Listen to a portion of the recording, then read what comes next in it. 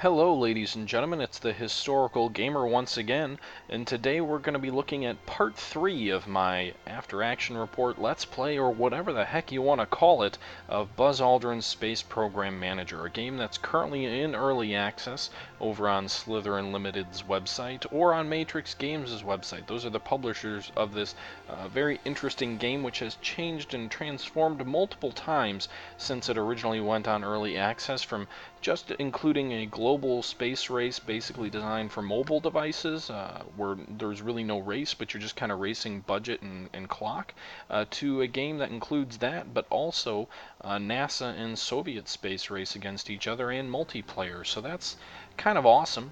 The game is not out yet. A lot of the features are still being worked on. The game, as I said, is still in early access, but there's a lot of fun to be had, and you can buy the game already, which I did about 7 months ago when the game first came out, and I can tell you this game has changed a lot, and it's really an amazing experience. I'm not a huge fan of early access, I'll give you that, but the way that Buzz Aldrin's Space Program Manager has handled its early access, I would have to say, is absolutely impressive.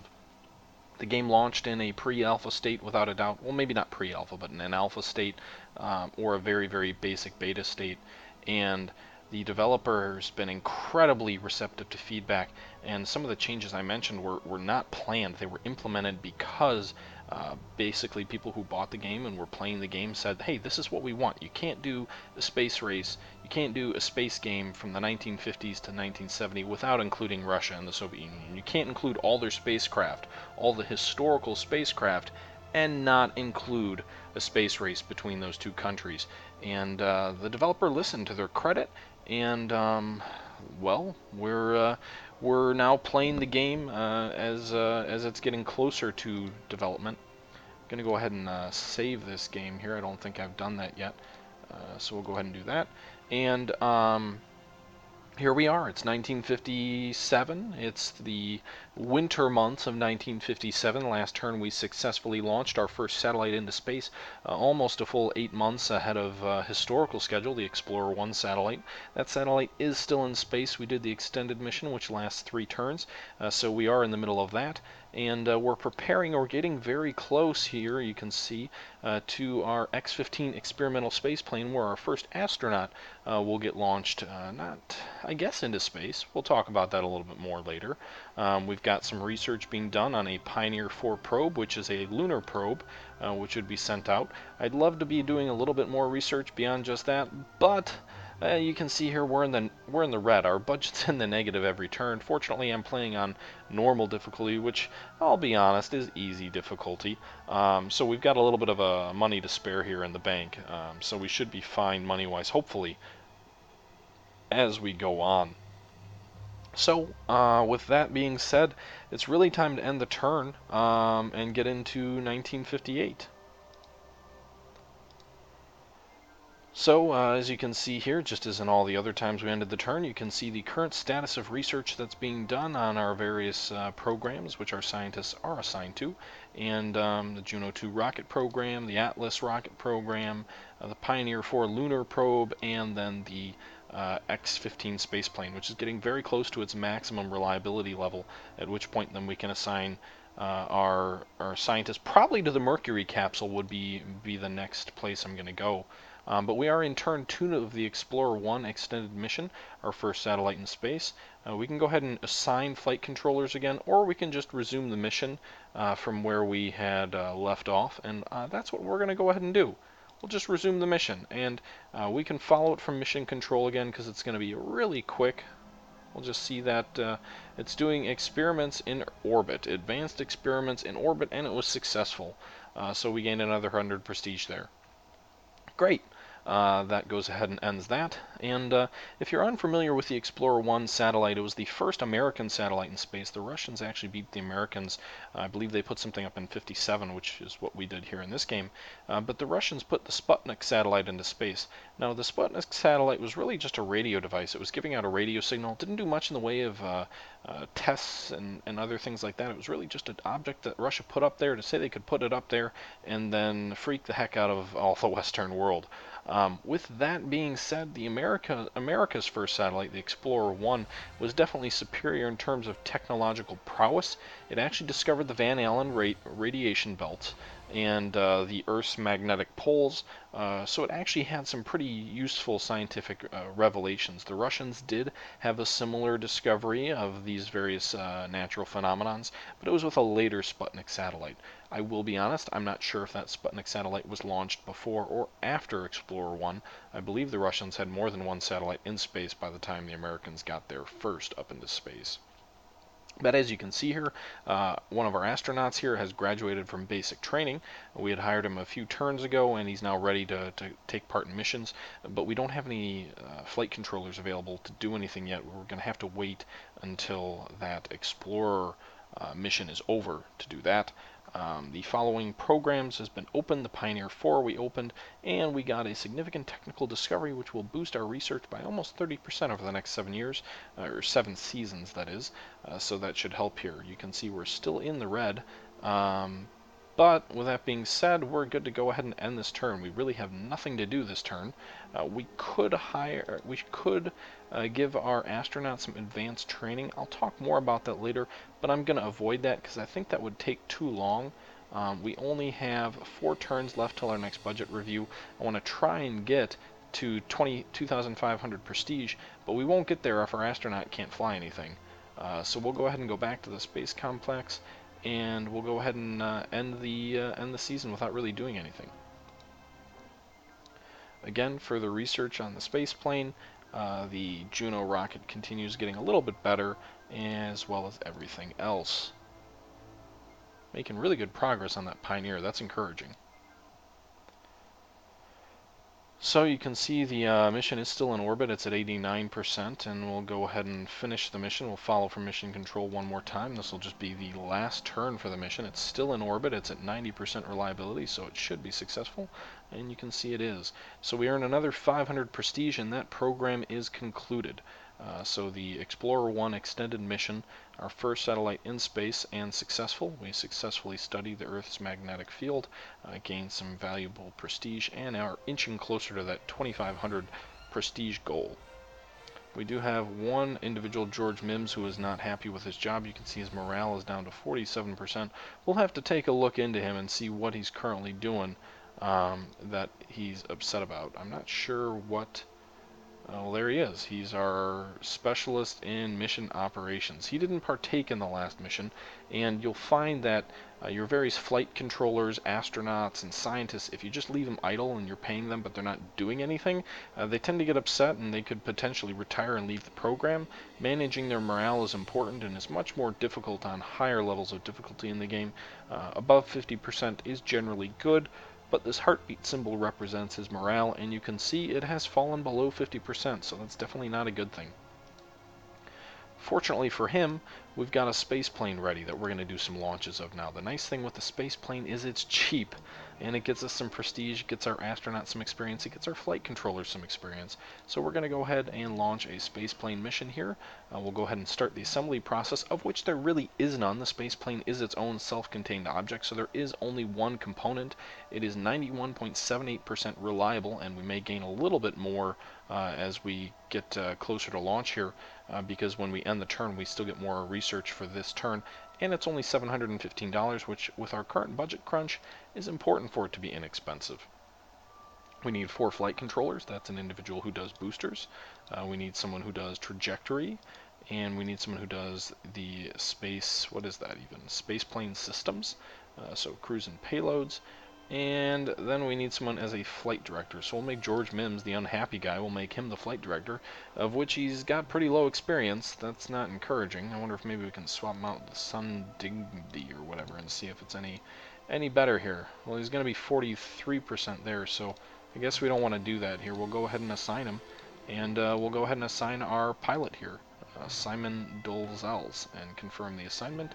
We lose the $715, and we're queued up for the next mission. One other thing you want to do from time to time, because you do have a maximum number of missions that you can have open. I believe right now the maximum number of programs that we can have open is 4. So we've got 3 open. We're going to go ahead and cancel the Explorer 1 program because, well, it was a successful mission and we're not going to use it anymore, so I really don't see the point in continuing to pay upkeep. Different programs, you have to pay every turn that the program is open, so I really don't see the point in doing that. But yeah, we closed the Explorer program, and we should be good to go into the next turn now. We'll end that season. You can see we earned a little bit more reliability. It looks like it might almost be at its maximum reliability now, which is good. The Juno is close to it as well. The Mercury is doing well, and the Pioneer is also still doing well. So you can see here, this is a risky mission though. We only earn 250 prestige if it's a successful test flight. We lose 825, it's a failure. So it's a pretty risky flight. We're going to follow that from mission control because I want to watch it as it happens. And we're going to listen to the audio that comes in during the game while we do that mission. Haven't gotten a 1-minute warning yet. 1 minute. LSI. Push to 10. 40 seconds to launch. Everything checks here. Ready to launch now.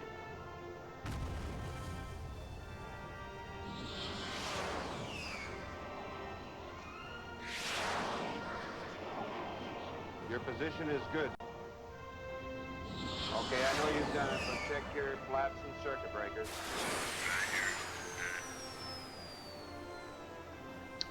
There's a problem during descent. I don't have a very good chance of resolving it. So the problem was not fully solved by mission control. However, it was only a minor glitch, so the mission can continue, which is good.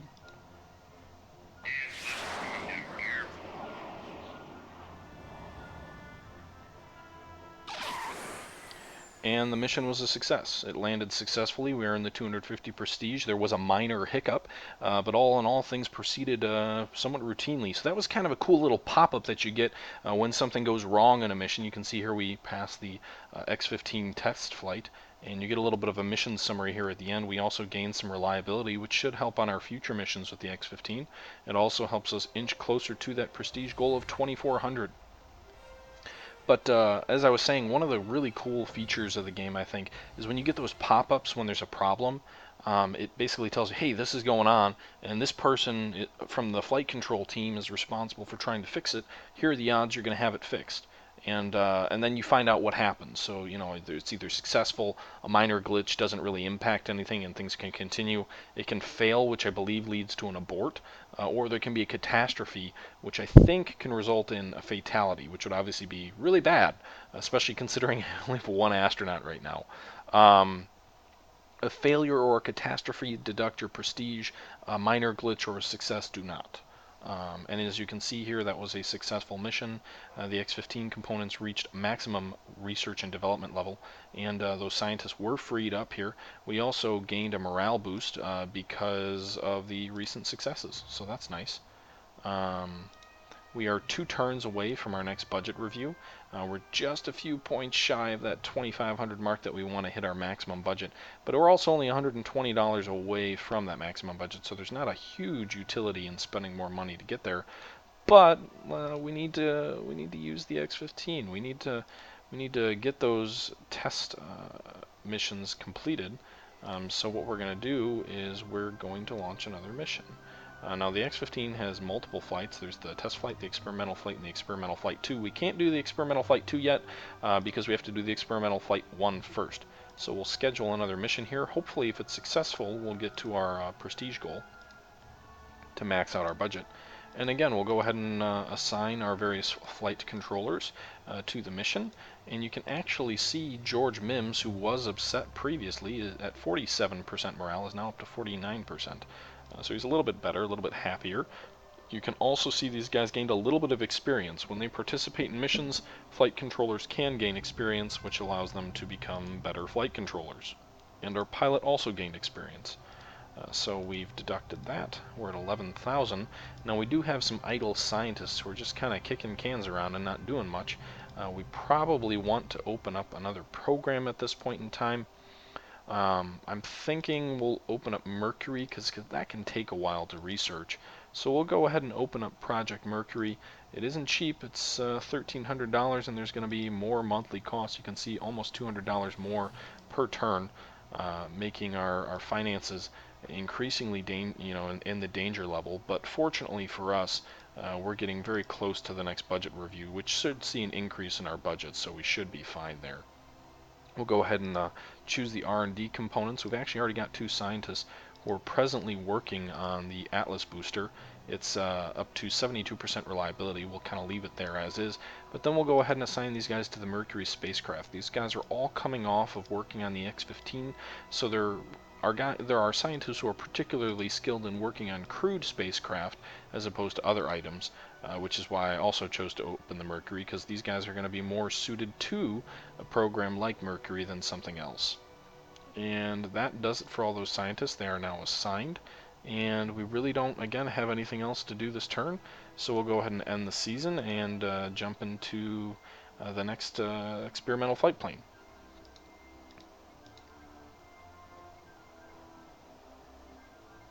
Okay, so experimental flight 1 will launch it. Gains up to 600 prestige, loses up to 850. So again, another risky mission.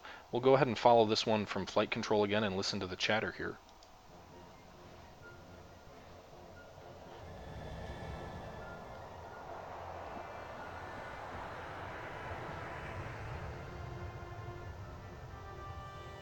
So there's a problem here pre-launch.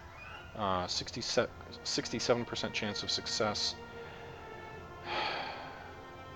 You know, sometimes I wonder about the math in this game. Those were pretty good odds, and it resulted in a catastrophe.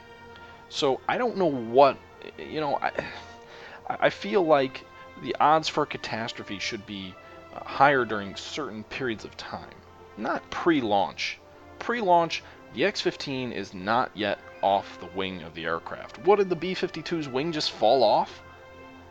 Catastrophe means your guy died. So I just lost the only astronaut that I have, as well as the $700, as well as the prestige, which is going to hurt my budget in the next turn, and I'm not going to have time to make that up. And that's all fine, but it's pre-launch.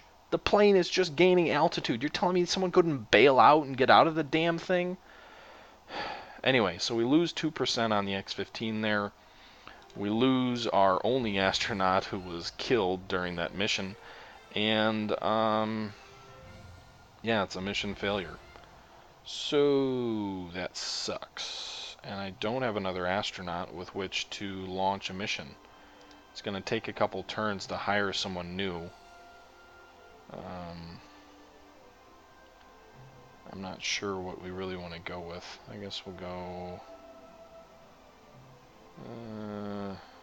this guy's pretty balanced. I think we got to hire 2 of them this time because we're about to get more money anyway, so... we'll hire 2 astronauts ready for training, but they're going to take 4 seasons before they're ready for anything. So we're down to 1,500 prestige. Lost almost 1,000. Budget increase is only going to be $1,800 now unless I do something else, which would give us a profit per turn, but doesn't leave us much room to grow. So you know what I think I'm going to do? The Pioneer, I'm going to take a bit of a risk.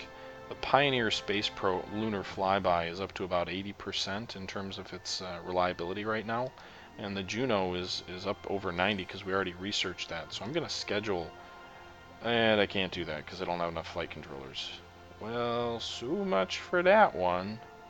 I thought I was going to be all clever and get around that disaster, and I'm wrong. Okay, so nothing we can do. Well, I don't know if it would be worth the cost. We could launch another Explorer satellite. Although I think we'd have to reopen the program. Yeah. Okay, so much for that. No real way to earn more money now. We're kind of screwed. I guess in all of my complaining, it is worth mentioning the X15 program. They only built 3 aircraft for it.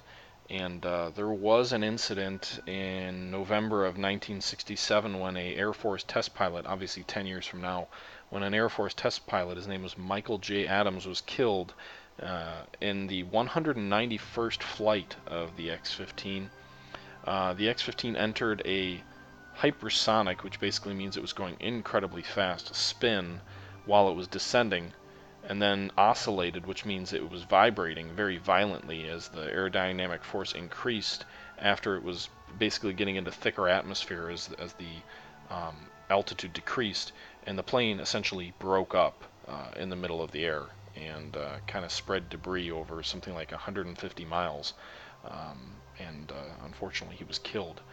The X-15 flew from 1958, so again we were ahead of schedule with our first launch, I believe, or right on schedule, something like that, all the way until 1970.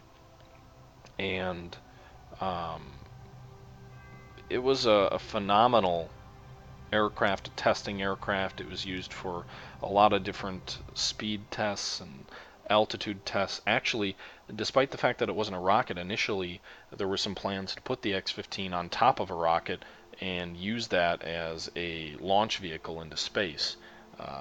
They decided not to go that route, NASA did, but that was one idea.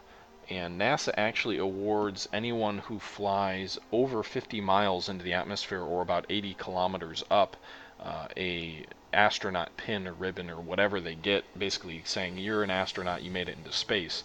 An international astronaut body requires you to be over 100 miles, or 100 kilometers, sorry, up into the atmosphere in order to be considered as having flown into space. And the X-15 actually did that a few times as well.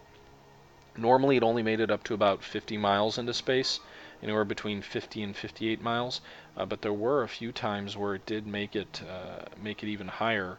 There was, what was the highest flight here? 160, or no, 67 miles was the highest flight by Joseph Walker in 1963. So well into the space program, that individual made it over 100 kilometers into space, and or up into the atmosphere. That's pretty darn impressive. Fun fact: Neil Armstrong was actually a X-15 pilot as well before he joined NASA. He was in the Air Force and flew the X-15. So, first man on the moon was also a test pilot in the X-15. Yeah, if you didn't know that, now you do. So we'll go ahead and end the season because I don't have anything else to do. And you can see our Juno rocket booster is basically maxed out. Our Mercury program is making some progress. Our Atlas program continues to make progress. Our Pioneer program continues to make progress. So progress all around. We hired 2 astronauts that are going to be going through 3 more turns of training. It was 4 initially. We reached maximum reliability on the Juno 2, and we've got some scientists who are freed up. We have a new budget of $5,800. I guess I did the math wrong there a little bit. That puts us up at 2,300 positive per turn. Our next goal is 2,000 prestige, which we were briefly above before the X-15 disaster, and 10,000 prestige, which would give us between 4,500 and 1,500 per turn respectively. We have another 4 years before that'll happen, so not till 1963. So we've got to kind of use this budget for quite a while. Yeah.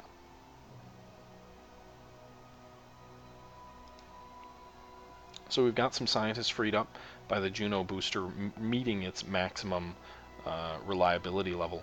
What I'm actually going to do here is I'm going to upgrade my rocket center, because right now my rocket facility is a small vehicle assembly building. I need to increase that for 2,000 construction points, or $2,000, because I need to be able to start researching larger rockets, medium-sized rockets, which I can't do right now as it is. So I'm just going to assign these guys who basically got freed up from their previous projects to the Atlas booster to try and help boost its human-rated rockets. And then we've lost some of our quality in the X-15. We can try and get that back a little bit here, just kind of filling time using these guys until the upgrades are complete. We also need to hire, while our guys are going through training, we need to hire a fifth flight controller, so that we have enough flight controllers for our mission. Note, you can only hire employees once per turn, so just keep that in mind. You can't, or once per year, I'm sorry. Once per turn doesn't make sense. Once per year you can hire, a individual, so you don't always want to just go in and hire one person, because if you try and go in later that year and hire someone else, you won't have the money to do it, or you won't be able to do it. It's not a money issue. We'll go ahead and end the season and move on to the next one. So we're researching the X15 again, trying to get a little bit of our reliability back. The Mercury capsule continues to chug along, Atlas and Pioneer as well. And we hired a new flight controller who's going through basic training, so we'll have to jump ahead to Q3 of 1959 now, and continue with our various programs here. I'm curious, I don't remember exactly when the first... Let's see here. The first manned space program was the third Mercury launch. It was Mercury 7, or sorry, Freedom 7. That actually took place in May of 1961. So we're doing all right in our progress of the Mercury program. Our flight controller is now done, so we can actually launch another mission here. We can launch the Pioneer 1 to the moon. So we can launch our first object to the moon. Historically, Pioneer 1, or Pioneer 4, sorry, not Pioneer 1, was a project which shot a probe basically toward the moon to pick up readings of radiation, allowed them to track it. It was supposed to, I believe, take photographic pictures of the moon. It didn't end up doing that. It was too far away to trigger the automated sensor that would have initiated those photos, but it didn't end up happening, to my understanding. That mission occurred in 1959. It occurred in March of 59, so we're a little bit behind schedule on that, but we can go ahead and get it up here in Q3. Hopefully we have more success with that than we did with our last manned mission, and we can start the assembly process. So we'll get our flight controllers into their respective positions here. And see, our flight director needs to be a little bit better. George Mims isn't all that great. Everyone else is decent. So we'll go ahead and assign them, and we lose the 2500. And yeah, so that's going to happen. And you can see we're gaining a little bit of money back here while we're doing all this, and hopefully we gain some prestige back as well.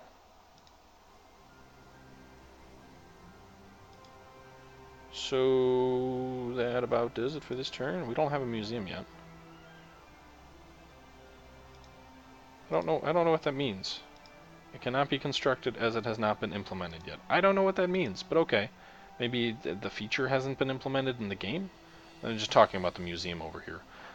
But anyway, so we're ready to launch Pioneer 4, which was a space probe, as I already said. We'll go ahead and end the season, and we'll go ahead and do that.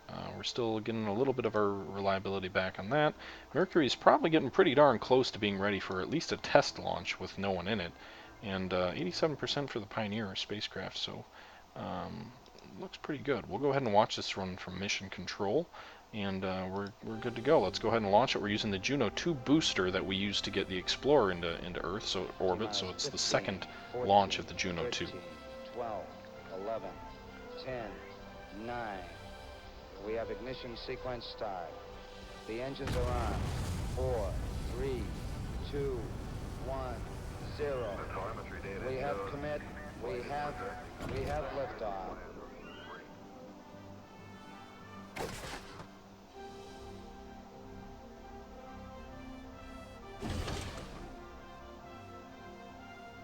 So you can see here it's going into TLI, which I believe translunar insertion, I think. So far successful. Uh-oh. There's a problem during the Earth-to-Moon transit. Oh, come on. So there was a glitch, it failed. Got all the way to the transit to the moon, and then it failed, and we lose 300 prestige for that. So this game seems to hold the original Buzz Aldrin's Race into Space game, which it's kind of modeled after a difficulty level, and that it seems like things are always breaking and failing. Certainly feels that way now. Corinne Cover, who is that? Tell me they're not a flight controller. Okay, so random events can happen and people can get sick and other things like that. The mission failed. I don't want to just give up there, so Q4 of 59, we're going to launch another flippin' Pioneer. I don't care that we lost some of its reliability. It's still a darn reliable program. you should succeed. So it's not cheap again, but we're going to go ahead and launch another one. This isn't necessarily too unrealistic either, as a lot of programs had a lot of failures, especially in the early days of NASA. I think they launched something like 5 Explorer satellites, and only 3 of them were successfully put into orbit. So that's another thing you just need to, keep in mind. The game can be frustrating at times, but hopefully we can gain that. If we are successful, we'll get 1400 prestige, which well offsets the 300 we lost last turn. So let's go ahead and launch that. We're going to follow from mission control again. I know it takes a little bit of time, but I want this thing to be successful here, so I'd like to watch it as it's hopefully successful here. 15, 14, 13, 12, 11, 10, 9. We have ignition sequence start. The engines are on. 4, 3, 2, 1, 0. We have commit. We have liftoff. So the thing I really like is you can kind of see as you see these little dots that go up, and when you get to 4, it'll then tell you a split second after that whether that particular step of the mission has been successful or not. And if there's a problem, it'll pop up on your screen and give you that kind of part we're used to. But I find that part interesting to me personally. I think it's also fitting that the first one failed its flight to the moon, because historically the rocket went further from the moon than they had hoped, and again failed to trigger sensors that were going to take some pictures of the moon. I believe there were pictures. But the Pioneer lunar flyby was successful there on its second attempt. We got a lot of that reliability back. I'm not sure why it really matters that we gain the reliability, because we're only going to launch one. There aren't multiple missions for the Pioneer satellite. But there we were successful, back up over 2,500 prestige now, and we're just entering 1960 on a successful mission. So we're going to probably jump into the Mercury program, but we're going to save that for the next turn, really. And that's where we can start earning some real prestige. You can see we're at about 2,500. Lowest amount needed is 2,000, so we're above that. So we're above the minimum budget, but you can see we take a budget hit at this point in time. We need to get as close to 10,000 as possible, because $15,000 would be so awesome. But anyway, so what we'll do here real quick before we wrap up the video, the Pioneer program is done. We're going to close that down. We don't need to be spending money and upkeep on that. And then we're going to go ahead and open some more programs and also start working on the Mercury program. But that's for next time. This video is going to be the end of part 3 here. I hope you're enjoying the series, and if there's anything you'd like, I'm trying to mix in some historical dialogue, but I might not be doing enough of it. I'm kind of talking about what I'm doing as well. We're into 1960 though. We're in quarter 1 of 1960. And so far things have been going okay. I had a couple of failures, we've had a couple of successes, and we'll see what the future entails. We're about on target with history, but we're also, we're a little bit behind, but not too much. So I'd say the things we're behind most in are developing new rockets, which we can do now, and I totally forgot about. So I need to get those scientists working on those medium rockets, or we're going to be stuck for quite a long time. But as it is, that's going to do it here for this episode, and I appreciate you tuning in and watching. Until next time, this is the Historical Gamer signing out.